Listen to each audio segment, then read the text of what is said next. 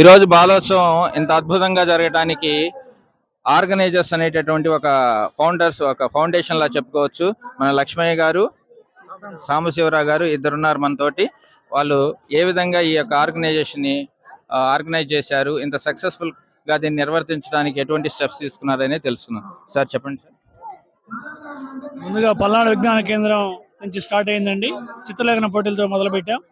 దాన్ని ఆదర్శంగా తీసుకొని స్టేట్లో జరుగుతున్న క్రియా పండుగలు, మిగతా చోట బాలోత్సవాలు జరుగుతూ ఉన్నాయి స్టేట్ వైడ్గా అన్ని జిల్లాల్లో.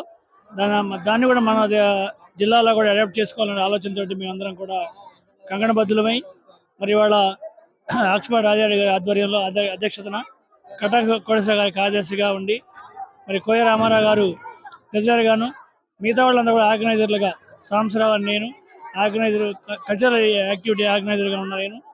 మరి జిఎస్ఆర్ గారేమో అకాడమిక్ ఆర్గనైజర్గా ఉండి మరి ఉపాధ్యాయ మిత్రులను కలుపుకొని జిల్లా అన్ని పాఠశాలల నుంచి గవర్నమెంట్ పాఠశాలలు మరియు ప్రైవేట్ పాఠశాలలు, ఎయిడెడ్ పాఠశాలలు అన్నీ కూడా కలుపుకొని మరి జిల్లా వ్యాప్తంగా అందరూ కూడా పాల్గొనే విధంగా విద్యార్థులందరూ కూడా మమేకం చేసుకోవాలని ఉద్దేశించిన పిల్లలకి చదువు అకాడమికే కాకుండా మరి కల్చరల్గా కూడా పిల్లలు మానసికంగా చాలా ఉల్లాసంగా ఉంటేనే, శారీరకంగా దృఢంగా ఉంటేనే అన్నిటి ఏవైనా సాధించడానికి అనుకూలంగా ఉంటాం ఉద్దేశంతో మరి పెద్దలందరూ కూడా నిర్ణయించి ఈ పిల్లల పండుగ సరదాగా నిర్వహించి పిల్లల యొక్క నైపుణ్యాన్ని, పిల్లల యొక్క సృజనాత్మకతను బయటేయడానికి బాగా ఉపకరిస్తున్న ఉద్దేశంతో ఈ పల్నాడు బాలోత్సవాన్ని ఏర్పాటు చేయడం జరిగింది.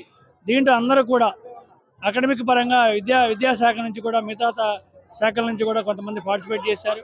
వీళ్ళందరి వల్ల సక్సెస్ కావడానికి పెద్ద ఎత్తున అన్ని పాఠశాలల నుంచి అందరూ ఉపాధ్యాయులు, విద్యార్థులు జిల్లా పరంగా అన్ని పాఠశాల నుంచి, ప్రైవేట్ పాఠశాలలు, గవర్నమెంట్ పాఠశాల నుంచి అందరూ రావడం వల్ల ఇంత గొప్పగా గ్రాండ్గా సక్సెస్ అయ్యింది. దగ్గర మేము అనుకున్నది ఈ రిజిస్ట్రేషన్ 8,000 అయితే 10,000 దాకా కూడా దాటిపోయింది. ముందు రోజు 2 రోజుల ముందు కూడా.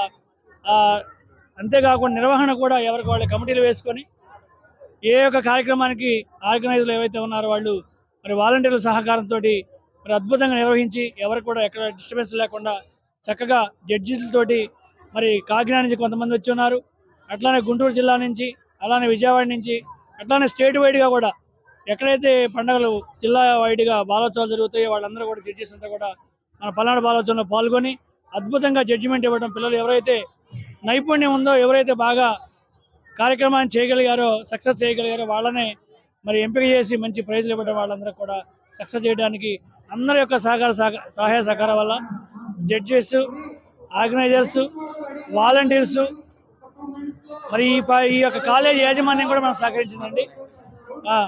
ఇక్కడ ఎస్పీ గారు కూడా సహకరించారు. ఈ కాలేజీకి సంబంధించిన యాజమాన్యం కూడా సహకరించి మరి ఈ కార్యక్రమాన్ని విజయవంతం చేయడానికి చాలా మరి అందరి యొక్క కృషి ఉందని ఈ సందర్భంగా తెలియజేస్తాం. థ్యాంక్ యూ సార్, ధన్యవాదాలు సార్. ఇక్కడ మనకి జడ్జెస్, ఆర్గనైజర్స్ అందరూ ఉన్నారు.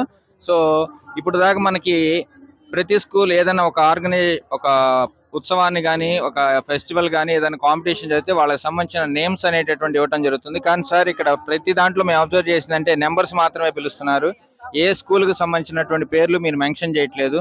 సో దీన్ని మనం జడ్జెస్ని అడిగి తెలుసుకున్నాం సార్. పర్వాలేదు సార్, చెప్పండి సార్.